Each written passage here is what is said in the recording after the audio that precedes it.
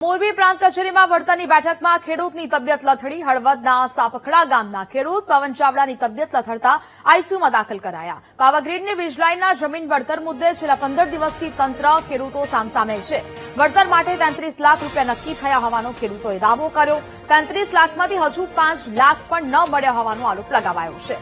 વળતર પ્રક્રિયામાં પારદર્શિતાનો અભાવ અને વહીવટી તંત્રના ધક્કાથી ખેડૂતોમાં રોષ વ્યાપ્યો. તાત્કાલિક વળતર ચૂકવવાની ખેડૂતોએ માંગ કરી છે.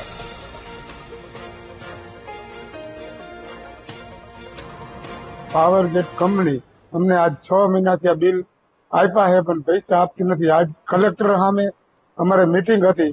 મને શું થયું ખબર, ચક્રી ખાઈને હું પડી ગયો, બીપી ઘટી ગયું સાહેબ કે, ને ડાયાબિટીસ આવ્યું, મને કઈ ખબર નથી રહી.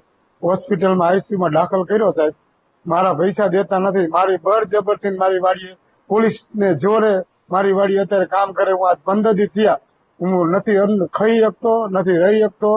મારા પરિવાર સુરેન્દ્રનગર રે, બૈરું હીરાકસે, છોકરા નાના હે સાહેબ. મને કોઈ પૈસા પાવરગેટ કંપની આપતી નથી સાહેબ. બિલ મને 33 લાખ આપ્યું, મને 5 લાખ રૂપિયા નથી આપ્યા સાહેબ. એમ કે નથી દેવા, થાય કે લો કે. અમે આજે કલેક્ટર ઓફિસે બિલ બાબતની ચર્ચા કરવા આવેલા, પણ કંપનીવાળા કશું જવાબ આપતા નથી. 6 મહિનાથી ધક્કા ખાઈ થાકી ગયા, પણ તેઓ હજી ચૂકવણું ક્યારે કરશે તે કોઈ વાત કરતા નથી.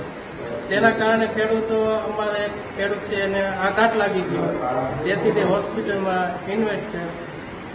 કંપની ક્યારે પૈસા ચૂકવે એ કઈ કહેતી નથી. એટલે આનું કઈ નિરાકરણ લાવે. આજે અમે મીટિંગ કરી પણ અમને કોઈ એવું યોગ્ય કેટલો ટાઈમમાં વળતર આપશે અને કેટલું આપશે એવું કોઈ યોગ્ય કઈ કહેવામાં આવ્યું નથી.